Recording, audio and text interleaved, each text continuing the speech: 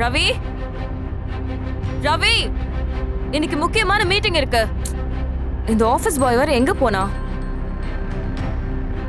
தண்டசோரு, சும்மா தானே இருக்க வீட்ல. எனக்கு மீட்டிங்க்கு டைம் ஆயிடுச்சு. என் ஃபைல்ஸ்லாம் தூக்கிட்டே உடனே ஆபீஸ்க்கு வா.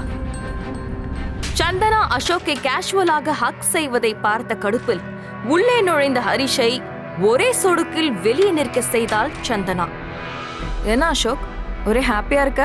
ஜாக்பாட் ஏதாவது வின் பண்ணிட்டியா? உன்னை விட எனக்கு வேற என்ன வேணும்? நீ தான் எனக்கு ஜாக்பாட் என்ற சந்தனா அதை ரசித்த வண்ணம் வெட்கப்பட்டு சிரித்துக் கொண்டிருந்தாள். அவன் வெட்கப்படும் அந்த நொடியை பயன்படுத்தி ஒரு பெரிய கிஃப்ட் பேக்கை எடுத்து சந்தனாவிடம் கொடுத்தான். இது பாலிவுட் செலிபிரிட்டிஸ் மட்டும் யூஸ் பண்ற பேக். அப்ப இன்னில இருந்து நானும் ஒரு செலிபிரிட்டியா? இன்னில இருந்து இல்ல, நீ என்னைக்குமே செலிபிரிட்டி தான். சந்தனா, இது ஒரிஜினல் இல்ல, டூப்ளிகேட். ஏய், உனக்கு இந்த பேக் பத்தி என்னடா தெரியும்? ஒரிஜினல் பேக்ல 6 லெட்டர்ஸ் இருக்கும், ஆனா இதுல 7 இருக்கு. அது மட்டும் இல்லாம இதுல கம்பெனியோட பேரும் தப்பா தான் இருக்கு. சந்திரா, நான் இது எவ்வளவு ஆசையா உனக்கு வாங்கிட்டு வந்தது தெரியுமா? கேவலம் இந்த பரதேசி பேச்சை கேட்டுக்கிட்டு என்ன சந்தேகப்படுறியா? அசோக் டென்ஷனாக தன்னுடைய டையை சரி செய்து கொண்டிருப்பதை கவனித்தாள். ஏ ஹரிஷ், எனக்கே அட்வைஸ் பண்ற அளவுக்கு வந்துட்டியா? உனக்கு யார் அந்த உரிமையை கொடுத்தா? எப்பவுமே நீ எனக்கு அடிமைதான். முதல்ல இங்க இருந்து கிளம்ப. டேய், என்னடா ஷர்ட் இது?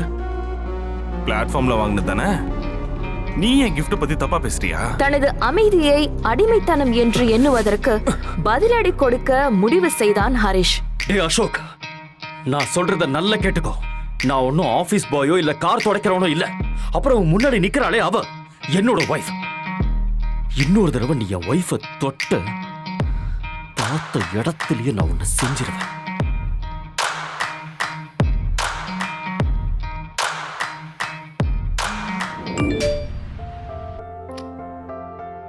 இன்னைக்கு என்னோட ஸ்கூல் ரீயூனியன்.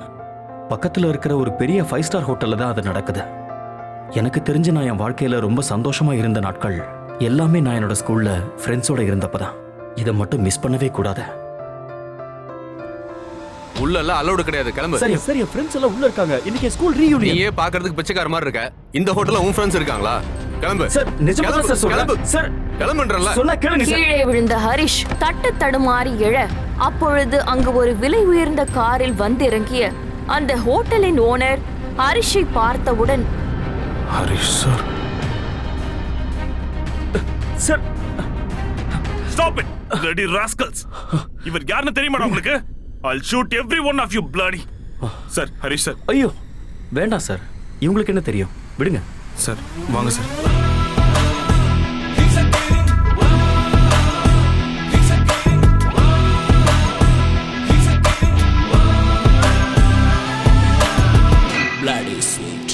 கண்டிப்பா நான் நினைக்கிற மாதிரி இவன் ஒரு அனாதை கிடையாது. திடீர்னு வேற ஒரு முகத்தை காட்டுறான். இவனை பார்த்து தாஜ் ஹோட்டல் ஓனரே மிரண்டு போறாரு.